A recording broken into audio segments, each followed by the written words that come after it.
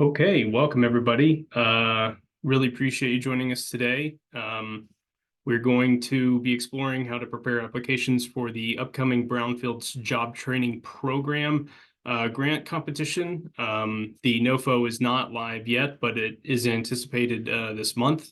So this is an opportunity to try and get your ducks in a row if it's something that you're interested in applying for. This is the first iteration of this type of program, so really appreciate you joining us today and following along, and we will have time for a question and answer at the end. But we'll just get started here, and if you miss anything at all in the slides or anything like that, it is being recorded, and the slide deck will be shared with attendees afterwards. So don't feel like you need to write everything down as we go through it, because it is a lot of information. So without further ado, we'll get started here. I am Mitchell Smith. I am the Senior Director of Government and External Affairs at the Council of Development Finance Agencies, and I will be serving as your administrator for today's webinar. Obviously, it's about Brownfields Job Training Grant Program, but before we get into that, just want to do a couple of housekeeping notes. First of all, this is a webinar designed to be informational and authoritative. However, I am not, and CDFA is not engaged in rendering any legal, accounting, financial, or other advisory services here.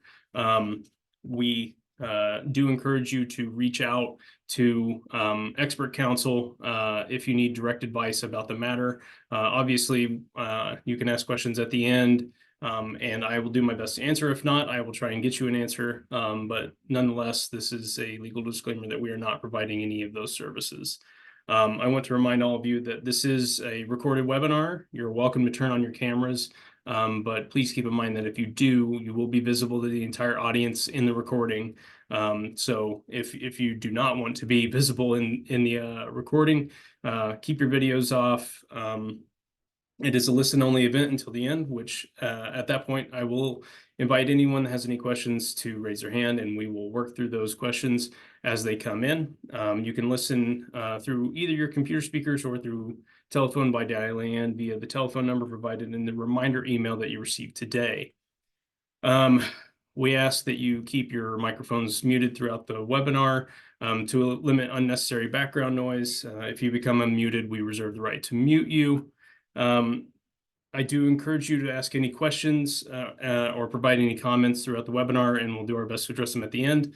And to do that, simply use the chat function in the Zoom control panel, and I will field them, excuse me, at the end, and then we will address it at the end.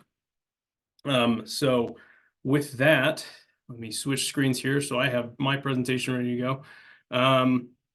We will get started. So as I said at the top, this is about the Brownfields Job Training Program. Formerly, this program was called the Environmental Workforce Development and Job Training Program.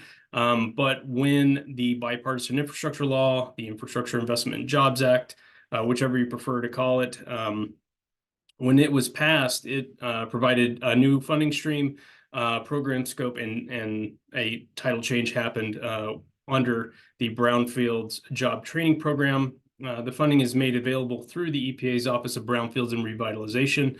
And since its iteration, I think this is the third year that it's been in force with this funding opportunity. And in the last two funding cycles, they've given out a total of around $21 million to 33 organizations or coalitions. I don't know the exact amount for this opportunity just yet. I imagine it'll be anywhere from $20 million like the last couple of funding cycles, but we'll get to that a little bit later.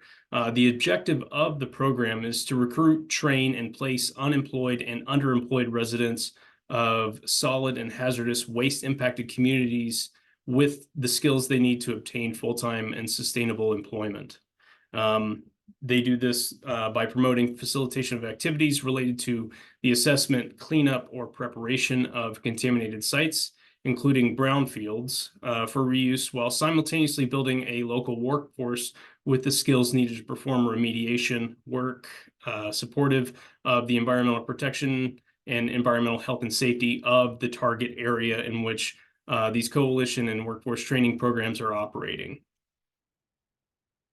Now, CDFA, Council Development Finance Agencies, the real question is, are you eligible to apply? Because obviously the awards are up to $500,000 for this. Everybody wants a really great local workforce operating in their areas for high-paying quality jobs. So the real question comes to just out of the gate, and this is how CDFA approaches its NOFO opportunities for itself. You check the applicant eligibility at the top of the NOFO. And really, just a disclaimer here, all of this information about the NOFO that we're going to go through here is based on the last funding cycle. The FY 2024 funding cycle. The upcoming one will be the FY 2025, since it will be awarded in the first quarter of fiscal year 2025. So no reason to believe that it'll change dramatically, especially in some of the more base levels of eligibility and the scope of projects, things like that. So we'll get into the actual notice of funding opportunity, NOFO, information about applicant eligibility, program structure, things like that. So first up, we have who can apply. General purposes units of local government. So, city, county, municipality, village, things like that. A land clearance authority or other quasi-governmental authority. That is another way of saying development finance authority or development finance agency.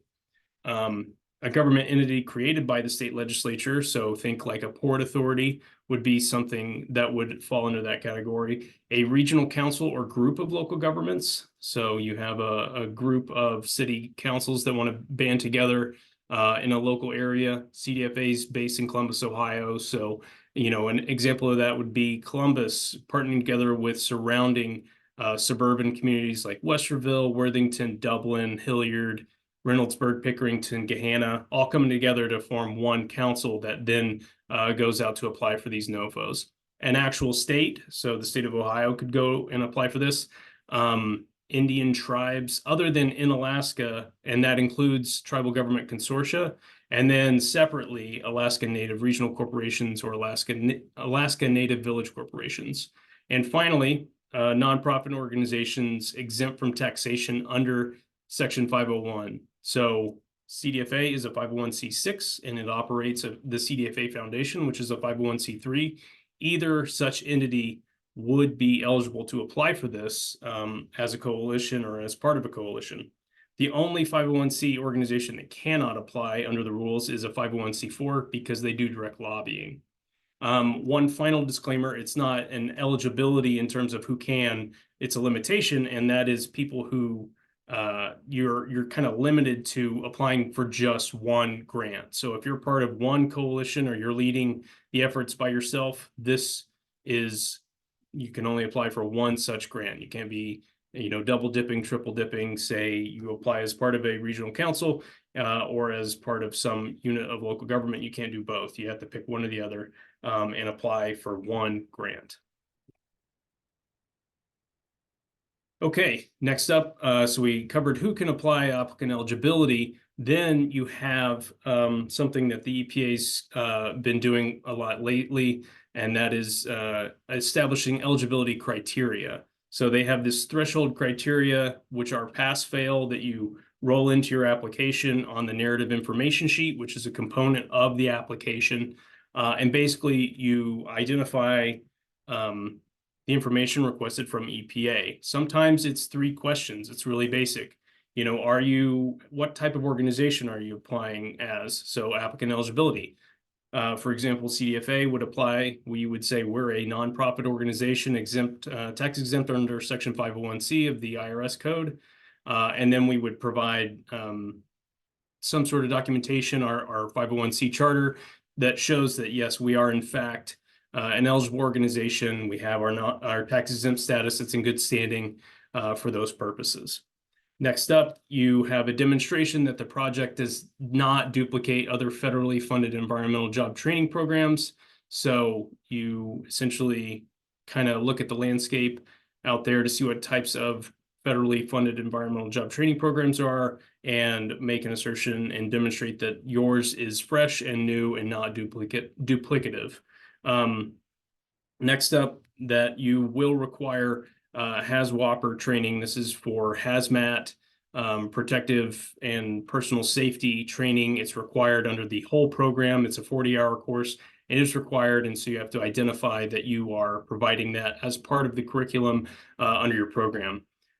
Next up, we have federal funds requested. That's as simple as saying if you're requesting the maximum amount, you want to request $500,000, that's what you say, $500,000, real simple.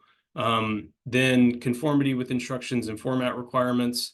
That's just you attesting that you are adhering to page limit requirements, font, page size, font style, things like that. Then you have a demonstration of a training curriculum chart indicating course costs, so that you can show, your due diligence on how you've set up your courses, the cost of them, because obviously cost is a huge component. $500,000 is a nice sum of money, but it will run out pretty quickly under these training programs, especially over the course of 5 years, which is the length of these programs. Then you identify your target area, and there are specified ways in which you can identify your target area within the NOFO. And then previous funding requirement, that is essentially saying, you attest whether or not you have received previous funding under either the Brownfields Job Training Grant Program or the previous iteration, the Environmental Workforce Development Training Program that we talked about at the very top of the program here. And so you give really simple answers, and then the reviewers of these applications will go through and essentially do a pass-fail on all of these criteria. So if you get a pass on all of them, you move to the actual full review. If not, it's a way for the EPA and its reviewers, who are getting lots and lots of applications, to kind of streamline the review process.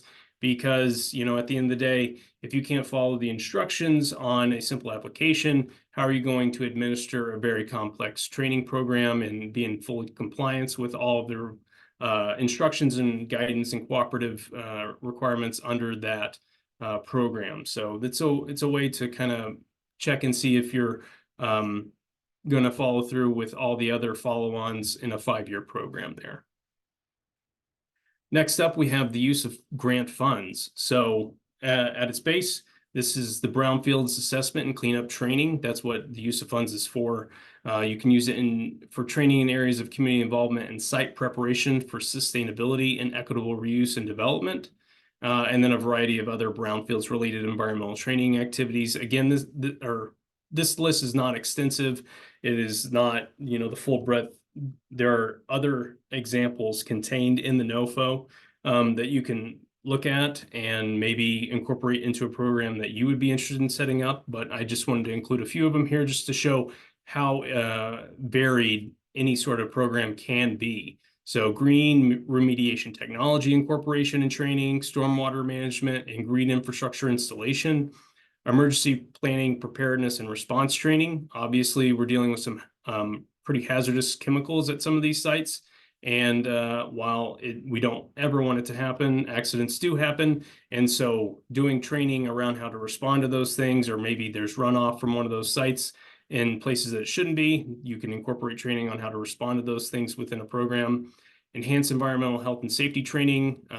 Obviously, that is a follow-on to the emergency planning and preparedness. And then energy efficiency and alternative energy technology training. So, it's not enough to just document the site or maybe clean it up. We want to eventually reuse it, and providing training on how to really make the most of these redeveloped properties is going to be really key to community development and advancing overall environmental and health of the community that it's operating in. So next up, so that's use of grant funds. We have eligible uses. And so this is a specific line item in the NOFO. Again, this is not an exhaustive list. It's just some things that are specifically defined within the NOFO. So this will give you a good idea. So personnel costs, including fringe benefits for instructors on these training programs, personnel and data infrastructure costs for reports. There are a lot of reports the EPA wants to know through the program how you're doing, how the trainees are doing, the way that you're setting up them for success and eventual employment, maybe with a labor union or some sort of unionized workforce. There's going to be a lot of reports that are required under this program. So, using that to buy a computer or set up some sort of cloud sharing service are things that will be allowable uses or eligible uses of grant funds here. Costs for screening and placement of individuals in the program.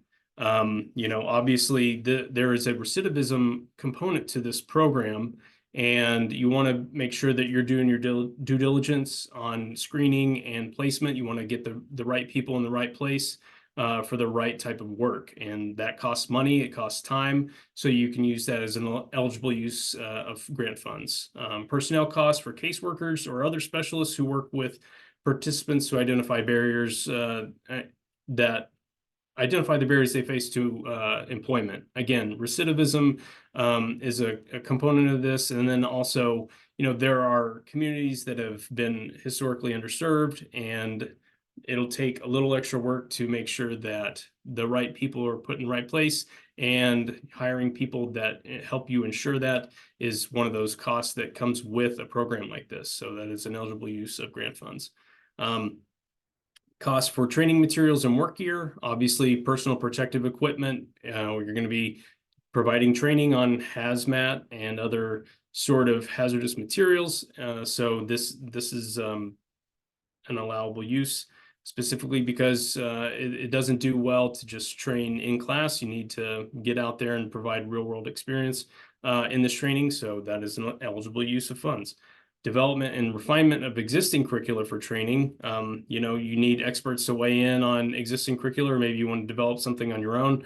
That takes time, energy, and expertise, and none of those things are free. So again, eligible use of grant funds. And finally, in this list, again, not exhaustive, training and assessment, inventory analysis, and remediation of sites. So this takes an incredible amount of time and effort to provide all of this training. And again, these are eligible uses. That's the whole impetus of the program, and of course, it would be an eligible use. Okay. Next up, ineligible use of grant funds. Obviously, you want to be in compliance with EPA, because if you don't, that could really spell some legal trouble for you, either in penalties or in worst case scenario, jail time. So you never want to cross that bridge, obviously. So the NOFO contains a non-exhaustive list, again, of ineligible uses. So training in general construction skills and trades, training in natural resource extraction or related processes, conducting actual site assessment or cleanups. Again, we just want to provide training, not actually do the assessment and cleanup. Conducting response activities often associated with cleanups, general life skills and education activities. While it is laudatory, it is not the intended use of funds for this program, and therefore it's ineligible. Scholarships to support students' enrollment in college courses. Membership fees, providing refreshments, except at graduation ceremonies. So you can't just buy lunch for the office. However, when your program comes to fruition at the end of the 5 years and you want to celebrate the hard work that all the students did throughout the course of the program, we want to celebrate that. And so you can provide some refreshments and food at a graduation ceremony for that. And then last but not least, administrative costs in excess of 5%. Okay, so next up, so we've got the eligible use of funds, who's eligible. We want to talk about the structure of program and what EPA is going to be looking for in your application.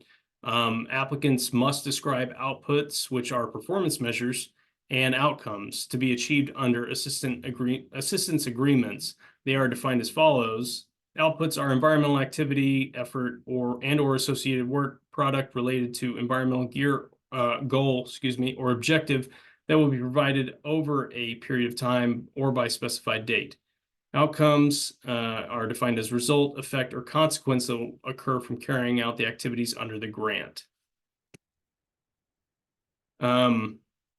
And we'll get a little more into that in just a minute, but just moving through the NOFO, it has the award information for fiscal year 2024. The total funding available was $12 million.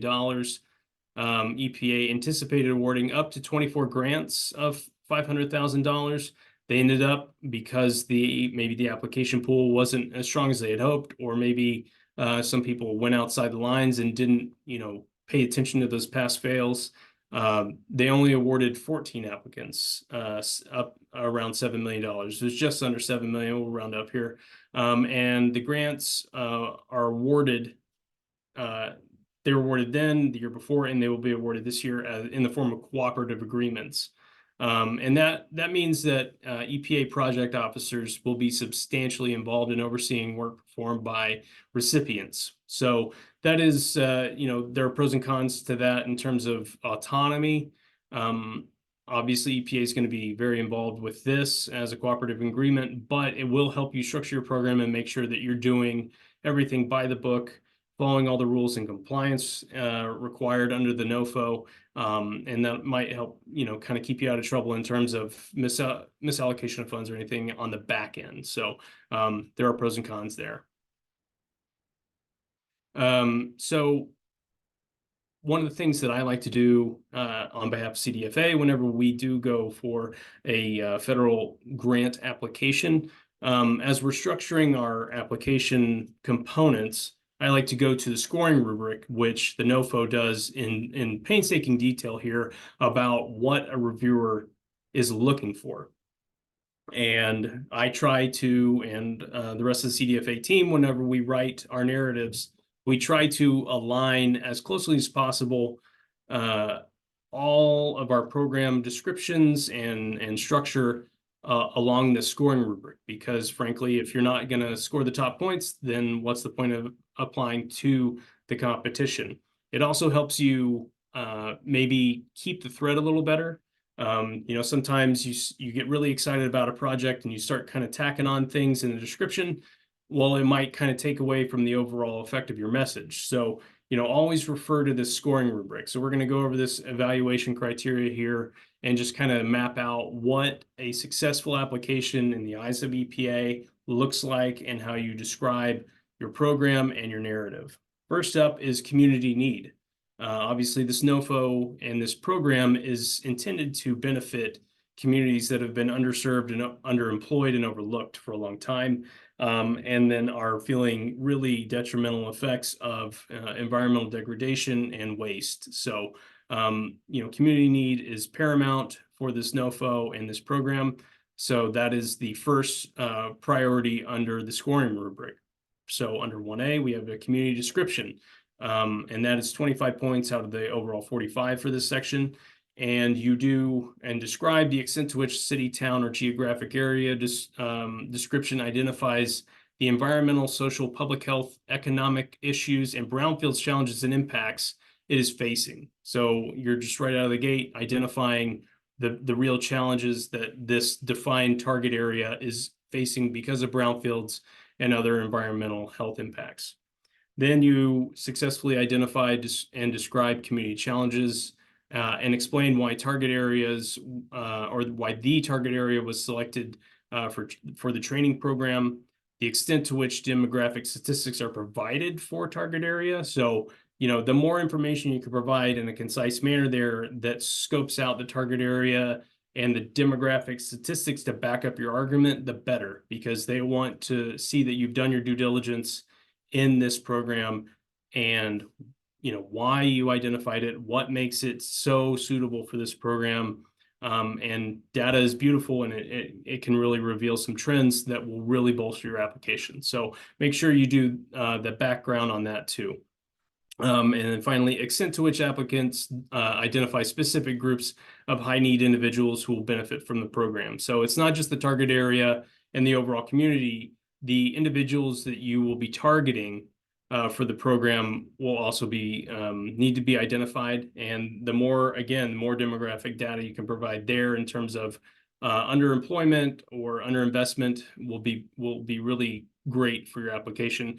And later on in this presentation, we have a few examples of successful applicants. This can all be found on EPA's website through the Brownfields Job Training Program, but we're going to highlight a couple of successful applicants from last year so you can see how varied their programs are, the targets, the coalitions they put together, things like that. So we'll get to that in just a minute. We'll continue to go through the evaluation criteria here.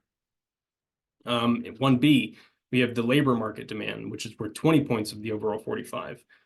And under this, they're looking for the extent to labor market assessment was conducted using current data or explanation of methods used. So, again, you're defining your project scope, you're defining the needs here. Community need is huge, but also you need to identify that the labor market is underserved and needing additional workers in specific areas, and data and or explanation of the methods used to come to this conclusion are important for overall success of your application.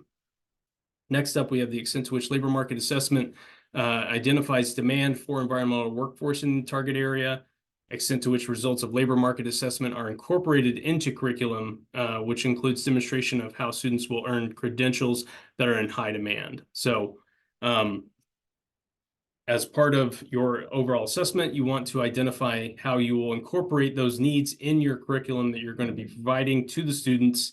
And then every single successful application that I've seen, anywhere from 2 to 8 different credentials at the state and or federal level for students that will help them provide or help them get good paying jobs at the end of it and be placed well because they have the certifications that are needed to successfully operate in these industries or in these businesses.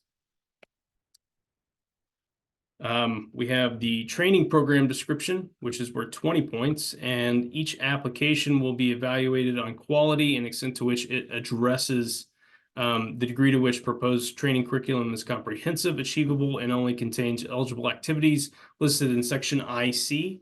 So we talked about the eligible activities earlier in the presentation. Again, that wasn't an exhaustive list, and all the items can be found in section IC of the NOFO. Again, this is last year's funding cycle, but I don't anticipate it changing too terribly much in this funding cycle when they unveil it sometime this month. Next, under this, we also have the extent to which training program incorporates sustainable practices.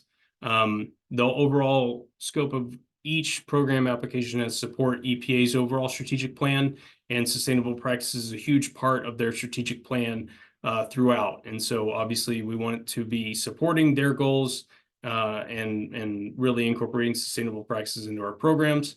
And finally, under this section, the extent to which courses and certifications offered meet the hiring needs of employers in the community.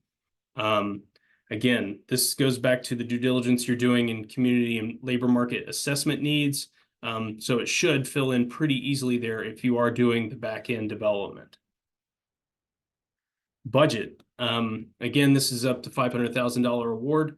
However, you can't just say, hey, I need $500,000 from the EPA. You're going to have to be a little more judicious in describing how and where the funding will go.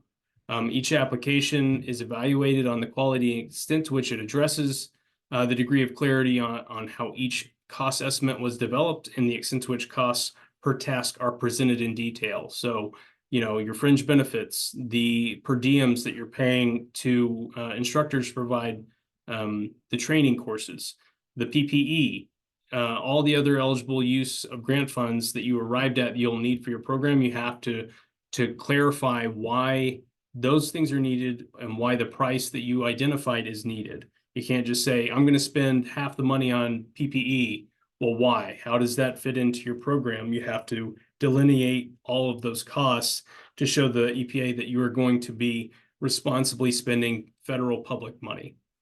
Next up, we have the extent to which proposed cost estimate is reasonable to implement training program and correlates with proposed tasks. Projects that allocate at least 60% of funds to tasks directly associated with instruction will be evaluated more favorably. So the EPA is doing us a favor there. They're showing you, hey, you're already doing the extent to which these cost estimates are reasonable, but if you show us that you're going to give at least 60% of the funds to uses directly associated with the instruction, we're going to give you more points on this section. So pay attention to those little context clues, because they can really help your application go from right at the cusp to maybe getting over the hump and moving on to those that get awarded. So on the lookout for those. They're always helpful. Really appreciate it when they put them in when we're applying for something too. Program structure, outputs, and outcomes. That's 45 points. Again, as you're going through this evaluation criteria section in any NOFO, not just this one, pay attention to the big points. It's not to say that maybe the 10 points of budget isn't worth it, but you want to score high on the high point sections just to ensure that you get the max points that you're available under this. It'll really make a difference. So we'll go through it bit by bit here. This is section 4 of the evaluation criteria. 4A, outputs and outcomes, is worth 10 points. And that's the extent to which program outputs are identified and aligned with specific activities of the program, and the degree to which post-program outcomes are clearly described and reflect challenges presented in community needs section that you identify earlier in your application.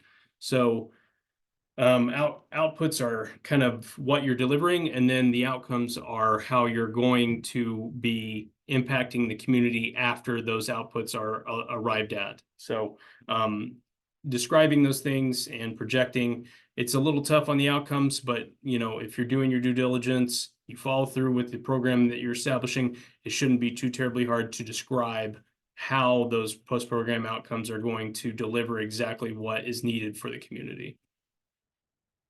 Next section, we have the recruitment and screening. So we want to identify and describe the quality of recruitment strategies to unemployed, underemployed individuals, including from underserved populations in the target area, the quality of the screening approaches and extent to which they are appropriate for target population. So you want to really hone in here and describe how you're screening for your students. You don't just want to put anyone in there. You want to make sure that the best people who are most deserving are put in to this training program so that they can move on and be gainfully and employed at the level that they're deserving of. So be sure that you're paying attention to these things and identifying how you'll be screening and placing people. Next up, we have the quality of approach to retaining students in training and extent to which they're appropriate for target population. So once you've placed them, you need to identify how you will keep them there. And in successfully through the completion of the overall training program over 5 years. And it's not an easy task, to be sure, but EPA really wants you to hone in and identify how you will go through retention. Finally, under this section, we have the extent to which accessibility of the program to target populations will alleviate burden of fees to students and accessibility.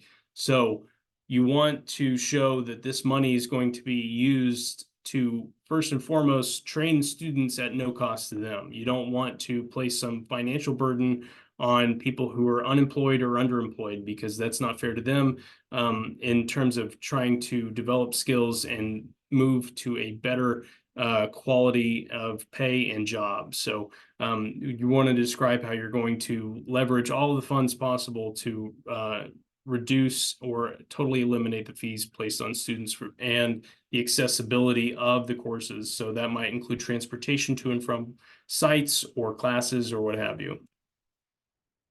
Program support, this is worth 10 points, and that is how you describe the extent to which your program provides support to graduates to ensure employment and employment retention. So how are you going to deliver on the program outcomes for graduates to get employment and employment retention? So they get a job and it's kept for a while afterwards. And the extent to which hiring incentives plan to be implemented that will enhance the employment opportunities, and extent to which there's a plan to track graduates. So a lot of the successful coalitions that applied for last funding cycle, they have buy-in from private groups and city organizations based on community need. So there is some sort of incentive there, I'm sure, that those press releases didn't get into the incentive detail, but I assure you that there was some sort of agreement on those coalitions that would help with incentive and tracking to make sure that people were gainfully employed at the end and then kept their jobs and made a lasting contribution to the community in which they're operating in.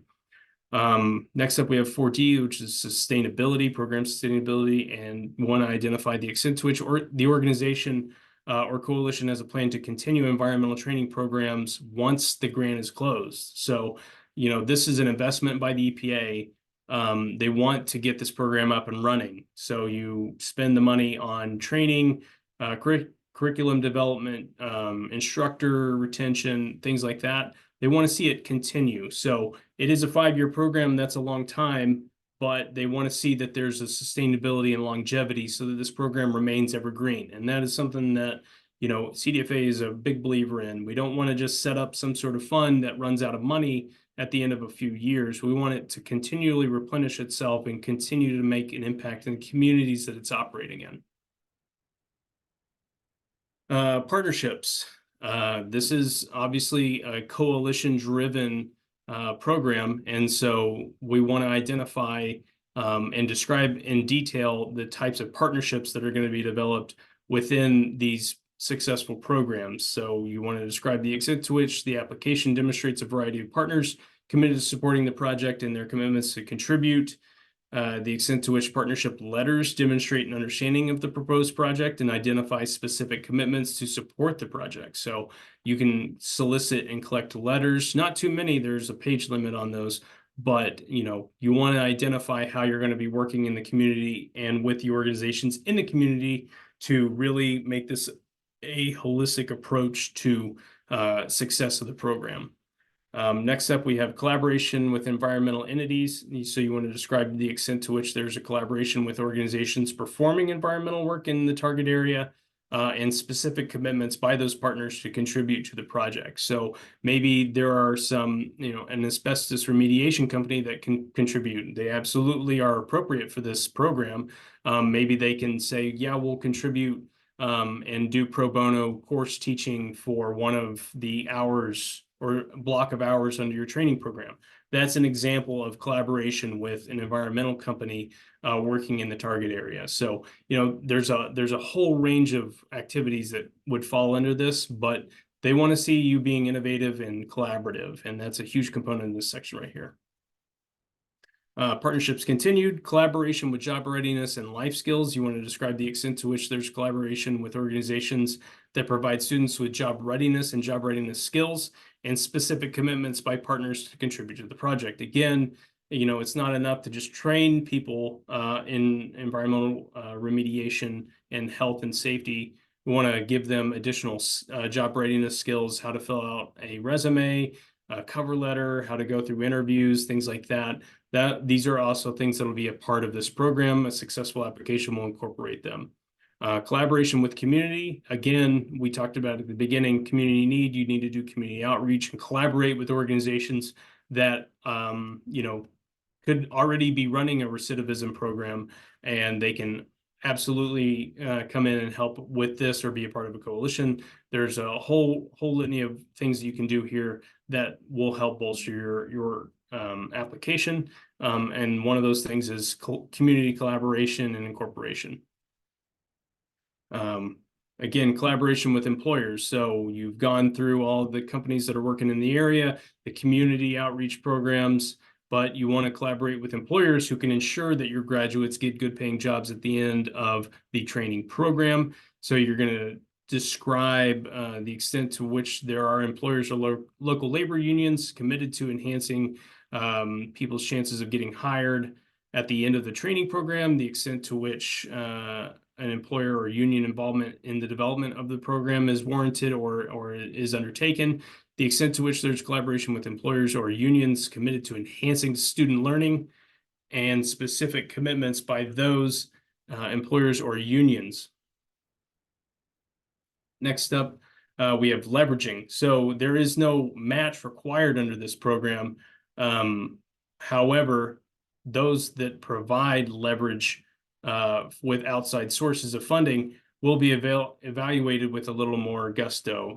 The EPA would like that because we want to show that there is buy-in. And one way to show that is that there's other money being put into a program, and that shows that there's been outreach, there's been collaboration, and that people are invested in seeing the successful program being launched. So applications with firm leverage funding and resources may garner more points. Again, with those context clues to show that EPA is giving you some assistance on where you should focus your efforts. Still going through this evaluation criteria. Again, this is a 51-page digest, so bear with me here. We have programmatic capability, which is worth 30 points. You need to identify and show your grant management system. How efficient and effective of a system do you have in place to manage and administer the grant that you will receive? Or organizational experience. How efficient and effective are you as an organization or coalition at working with local communities or the proposed target area?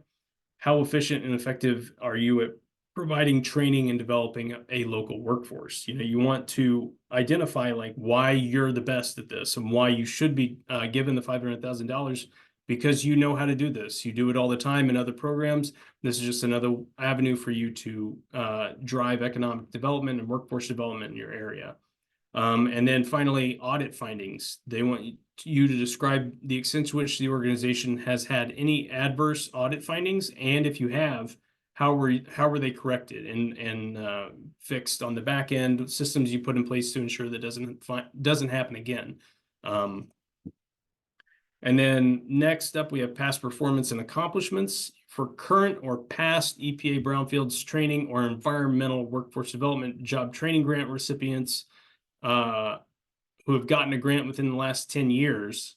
So at this point, since 2012, if you have gotten one since 2012, they would like you to demonstrate the ability that you've successfully managed that training program and proven the success throughout the different phases of work under the grant. So they want to know how you did before you closed out your previous program, or if it's still ongoing, things like that.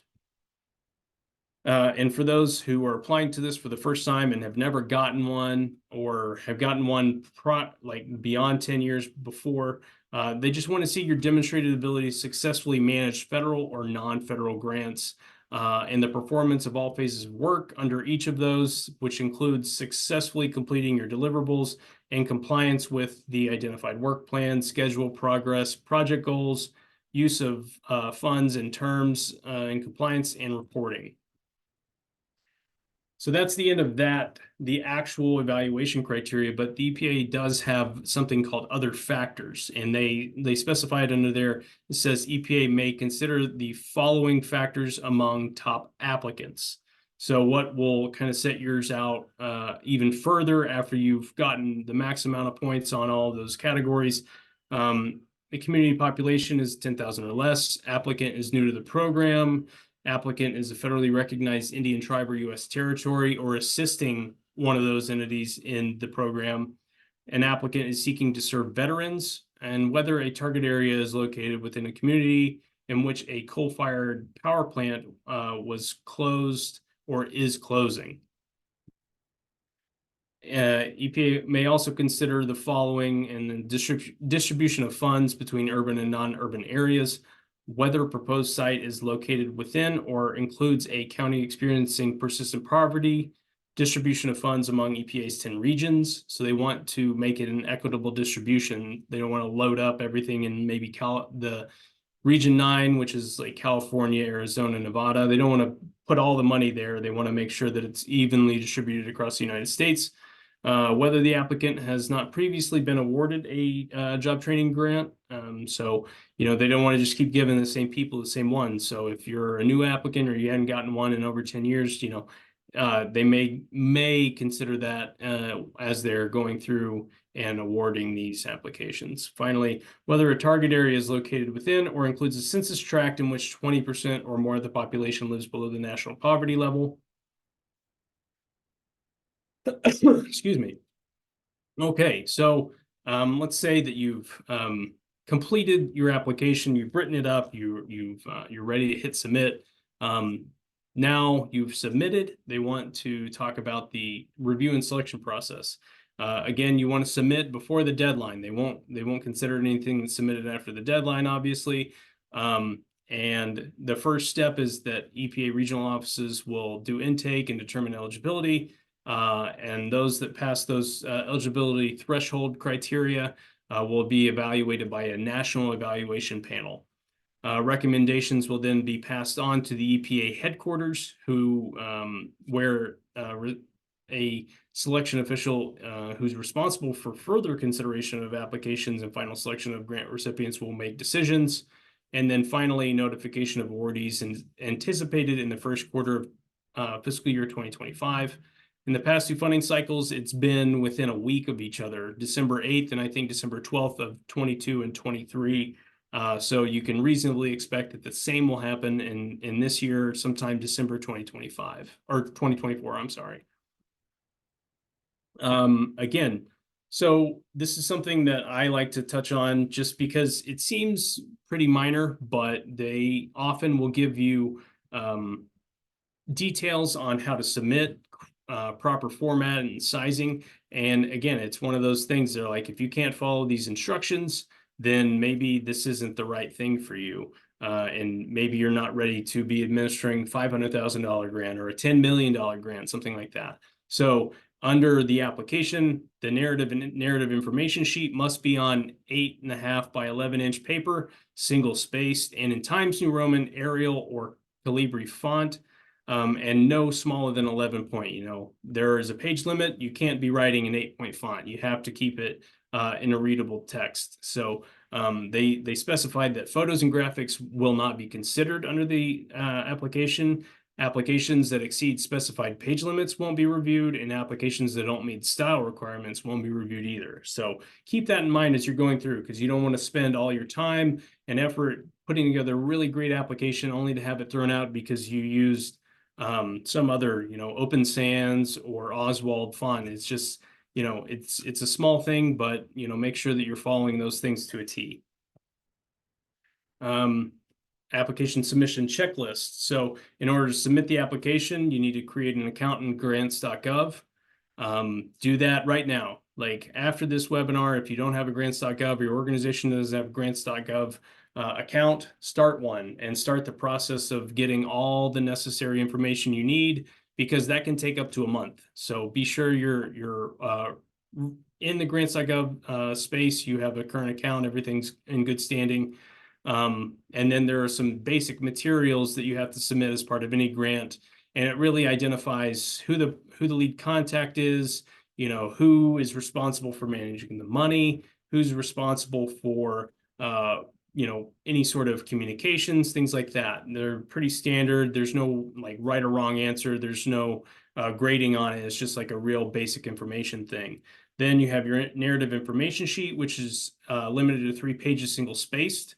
The narrative itself, which is separate from the narrative information sheet, with responses to all 7 ranking criteria, has a 12-page single-space limit. And then there's room for attachments, which is 15 pages, 15-page limit. There's documentation of applicant eligibility, milestone schedule, documentation of other factors, and partnership letters that you specifically identify in the application. All right, in the last 11 minutes here, we have some examples of prior awardees. Again, 2022 awards, the EPA selected 29 organizations in December to receive $14.3 million. And in 2023, U.S. selected 14 organizations to receive almost $7 million. And here are some prior examples. We have Cornerstones of Care, which is located in Missouri, E3 Solutions Incorporated, located in Alabama, and Groundwork Ohio River Valley in Ohio. So Cornerstones of Care is located in Kansas City, Missouri, and they requested $458,358. And under their program, they trained 50 students and plan to place at least 25 of them in environmental jobs. Specifically, their training program included 180 hours of instruction in 40-hour HAZWOPER, again, that hazmat training, eco community build action and engagement, forestry and landscape restoration, environmental data analysis, conservation job readiness, and general industry. And under their program, students can earn up to 2 federal certifications. And they specifically targeted students in specified Kansas City neighborhoods, specifically under-resourced youth. E3 Solutions was located in Selma, Alabama. They requested the full amount, $500,000. Under their program, again, this is last year, so they're just now finishing up. They're about a year and a half in, or not even a year and a half, 6, 7 months in. They under their program, they're training 90 students and are placing at least 85 in environmental jobs, 248 hours of instruction in HAZWOPER, first aid CPR, lead RRP, air monitoring, and there's a whole list of other things that they were doing. And under their program, students can earn up to 8 state and federal certifications. And they partnered with PM Environmental, ENGR Solutions, the Alabama Department of Environmental Management, Wallace Community College, and the Office of the Mayor of Selma. Finally, we have Groundwork Ohio River Valley. They're based in Cincinnati, Ohio. They requested just under the $500,000 mark. Under their plan, they're training 40 students and plan to place at least 30 in environmental jobs, 154 hours of instruction in HAZWOPER, OSHA 10 and OSHA 8-hour, confined space entry operations, asbestos building inspector and management planning, lead-based paint inspector and risk assessor training. Students will also participate in Green Corps practicum for training on invasive species, job readiness, financial literacy, and environmental justice. And they partnered with a lot of local quasi-governmental entities, the Office of Environmental and Sustainability, Metropolitan Sewer District of Greater Cincinnati, and the Davie Resource Group. Grant application best practices. Again, as I said, you want to start that process in grants.gov if you haven't already. You need to have a unique entity identifier, a UEI. You need to have an active system for award management account, a SAM account, be registered in grants.gov. Designate people, multiple people. If you have a big organization or maybe it's just you're in charge. Designate someone as the organization's authorized organizational representative, the AOR. And then again, like I said, follow the style, format, and submission guidelines. You want to just go through it with a fine-tooth comb. An application that CDFA submitted a few months ago, it said no indentations, and we had some bullet points in ours, and we talked about it for an embarrassing amount of time, really, on whether we should have bullet points and whether those counted as indentations. And really, want to make sure that we're putting our best foot forward and not getting our application thrown out for something so small and seemingly trivial. And so, just make sure that you're going through those submission guidelines and meeting those requirements and following their instructions to the letter. And finally, we want to have page length. You don't want to exceed the pages. Sometimes they'll review all the pages up to that page length.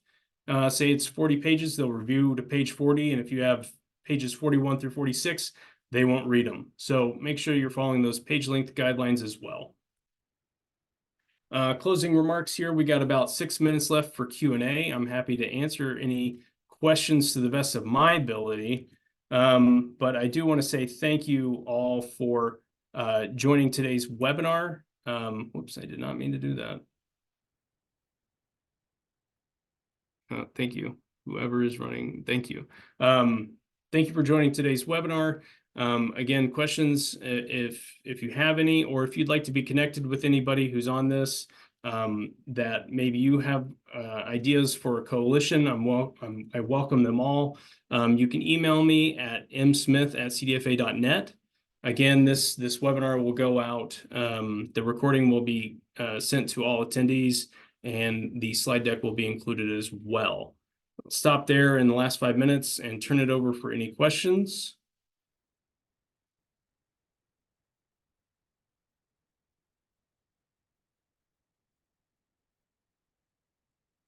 Okay, well, with that, I would like to say thank you one more time.